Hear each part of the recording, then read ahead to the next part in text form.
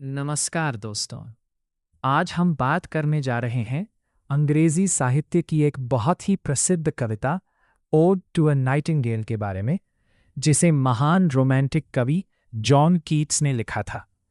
ये कविता 1819 में लिखी गई थी और इसे अंग्रेजी साहित्य की सबसे सुंदर और भावनात्मक कविताओं में से एक माना जाता है। इस कविता में कवि एक नाइटिंगेल यानी बुलबुल पक्षी के मधुर गीत को सुनता है और उस गीत से इतना प्रभावित हो जाता है कि वो कल्पना की दुनिया में खो जाता है। कविता की शुरुआत में कवि अपने मन की पीड़ा और थकान को व्यक्त करता है। उसे ऐसा लगता है जैसे उसका दिल भारी हो गया है, लेकिन तभी वो नाइटिंगेल के सुंदर गीत को सुनता है। उस पक्षी का गीत इतना मधुर और स्वतंत्र है कि कवि को लगता है कि ये पक्षी मानव जीवन के दुखों से बिल्कुल दूर है। कवि सोचता है कि काश वह भी इस दुनिया के दुख, बीमारी और मृत्यु से दूर होकर उस पक्षी की तरह प्रकृति की गोद में खो सके। इसके बाद कवि कल्पना करता है कि अगर वो शराब, वाइन पी ले तो शायद वह भी इस दुख भरी दुनिया को भूलकर उस पक्षी की दुनिया में पहुंच सके। लेकिन फिर वो समझता है कि असली रास्ता शराब नहीं बल्कि कल्पना और काव्य, इमेजिनेशन एंड पोएट्री है।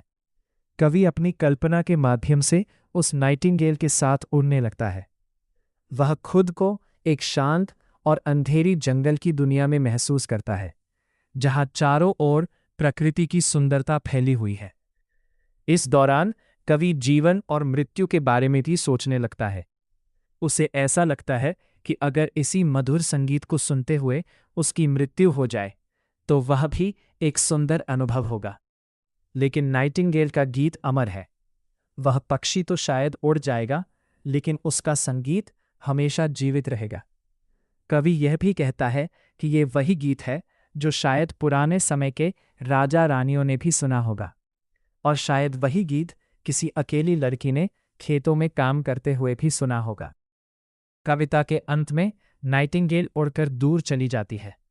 उसका गीत धीरे धीरे दूर होता जाता है और कवि फिर से वास्तविक दुनिया में लौट आता है। अब वो सोचता है कि जो कुछ उसने अभी अनुभव किया वह सपना था या सच।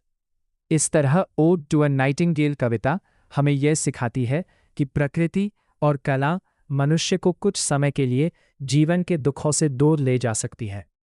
यही कारण है कि ये कविता आज भी अंग्रेजी साहित्य की सबसे महान कविताओं में गिनी जाती है। धन्यवाद। अगर आपको ये वीडियो अच्छी लगी हो तो सब्सक्राइब अवश्य कर लें।